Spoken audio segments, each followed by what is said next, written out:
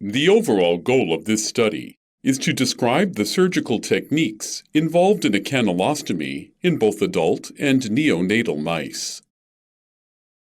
This method facilitates broad distribution of injected reagents in the cochlear and vestibular end organs of both adult and neonatal mice. The main advantage of this technique is that it causes minimal damage to hearing and vestibular function, and multiple surgeries could be easily performed if required. Demonstrating the procedure will be Dr. Jing-Ying Guo, a resident in our department.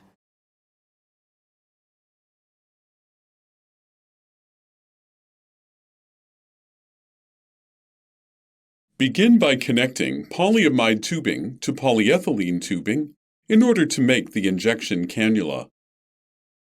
Use superglue to seal the connection with at least 3 applications. And sterilize the injection cannula with ethylene oxide. Next, use a 30-gauge needle to connect the end of the polyethylene tubing to a 1 cc syringe containing normal saline.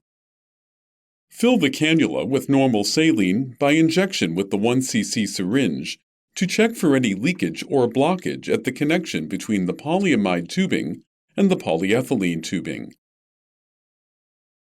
Evacuate a 10 microliter microsyringe with normal saline and connect it to the 30-gauge needle with the injection cannula. Then, install the microsyringe on a microinjection pump. Set the injection speed to 0.